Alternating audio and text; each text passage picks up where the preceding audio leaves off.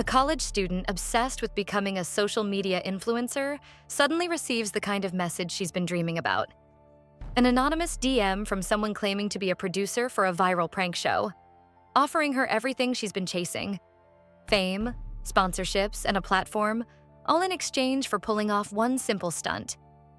A few days later, a package arrives at her door. Inside is everything she'll need: a mask, a specific outfit, a pie, photos of the target, and the exact location where the prank is supposed to happen. And just to make sure she goes through with it, the message reminds her that hidden cameras will be watching every second. So she shows up and does exactly what she was told. And for one brief moment, it feels like her entire life is about to change. And it does. Just not in the way she imagined. Because now the girl who only wanted to go viral is crouched inside a convent, desperately hoping no one finds her. Unaware that Morgan has already seen the footage, already noticed the way she moved, already recognized the shoes she was wearing, and is already on the way to find her. So the real question is, how did we get here? Welcome to Sandy's Timeline, your home for the best TV and movie recaps told the way a good story deserves to be told. If you're new here, subscribe and come join the family. We're building something special, and I would love for you to be part of it. Now let's get into it. We're introduced to Teddy Barrow, a beloved, decorated astronaut moving through a hotel lobby the way someone who has spent a lifetime inspiring people tends to move. He stops for autographs, greets fans warmly, and even takes a moment to encourage a little girl named Joanna, who proudly tells him she wants to be an astronaut one day. Teddy is on his way to deliver a keynote speech at a major business symposium, something he's clearly been preparing for. But despite the warm interactions, there's a hint of tension around him. Walking beside him is his fiancée, Heidi. She notices he seems nervous and gently encourages him to take a breather, reassuring him that everything will be fine. Then suddenly, a woman rushes past him in the lobby and drives a pie straight into his face. The crowd freezes in shock, trying to process what just happened. And then, within seconds, something goes terribly wrong. Teddy begins to struggle for air as he gasps, unable to breathe. Moments later, Teddy Barrow collapses right there in the middle of the lobby, suffocating in front of a stunned crowd. What looked like a simple prank has suddenly turned into something far more serious.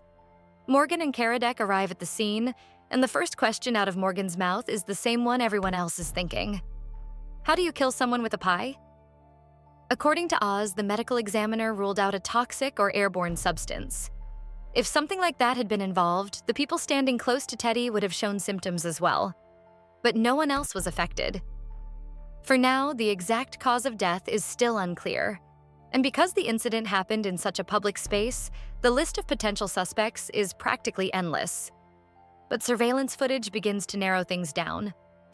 As they review the cameras from the lobby, they spot the woman responsible for the attack. The footage shows her lingering near Teddy for some time before the attack, making it clear that this wasn't random. He was the target. Morgan and Karadec then speak with Heidi. She's visibly devastated, still trying to process what happened. When they show her the surveillance footage, she studies the image carefully, but she can't identify the woman. Security footage eventually catches the attacker on camera, but identifying her is another challenge entirely. The woman's face is covered, her outfit concealing most of her features, leaving the detectives with very little to work with, until Morgan notices something unusual. On the stairs near the scene, there are distinct impressions in the surface. Not regular shoe prints, spike marks, the kind made by track shoes.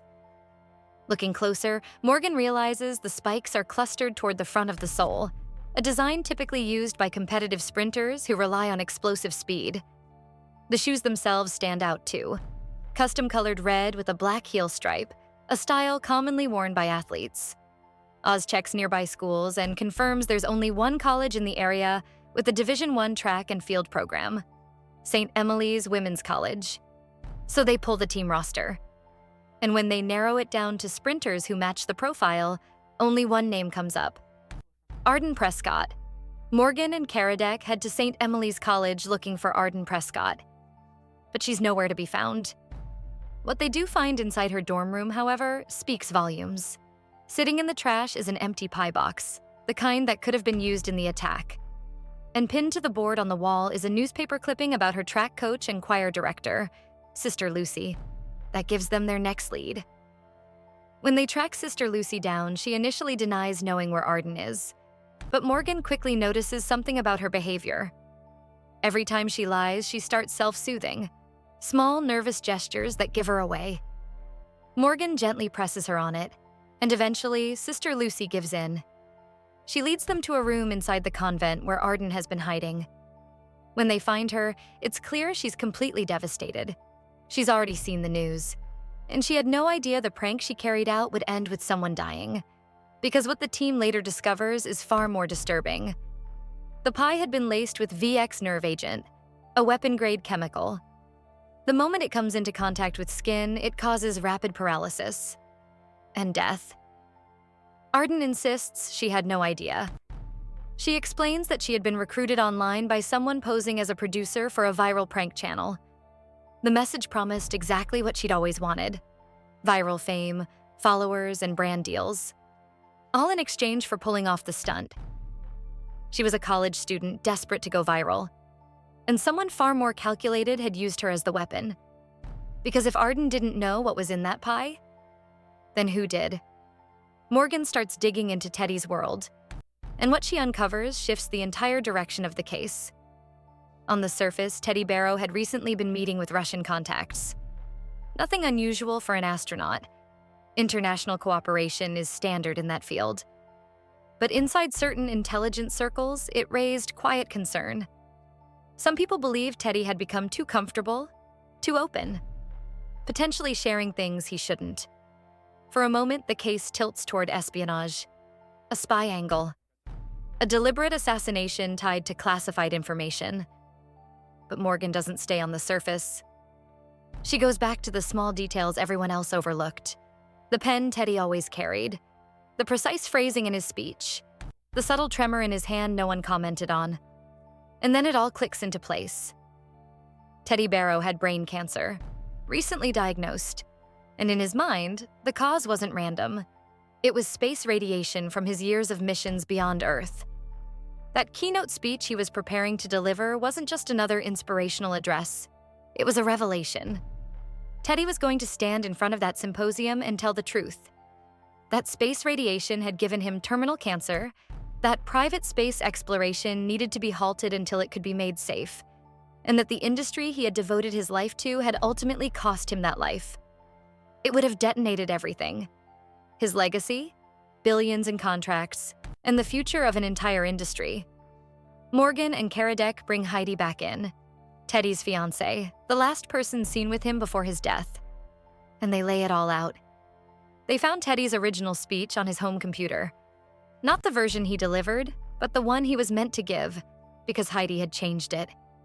She removed every mention of the cancer, every reference to radiation, every line that would have rewritten how the world saw Teddy Barrow, and replaced it with a speech that preserved his image as a hero who still believed in space's future. And it goes deeper. Heidi sourced the VX nerve agent through contacts tied to a NASA testing facility. She found Arden online, posed as a viral producer, and orchestrated the entire attack down to the last detail. She killed the man she loved to preserve the version of him she believed the world deserved. And when she finally admits it, there's no doubt in her mind that she did the right thing. In her eyes, that speech would have destroyed him. The old Teddy would never have said it. She was protecting his legacy, saving him from a truth she couldn't accept. What she couldn't see was that in trying to preserve how the world remembered him, she had guaranteed a far darker legacy instead. Heidi is arrested, and if you enjoyed this breakdown, make sure to subscribe to Sandy's Timeline and leave a like. It really helps the channel grow. And if you like this one, you'll definitely love the other recaps waiting for you on the channel right now.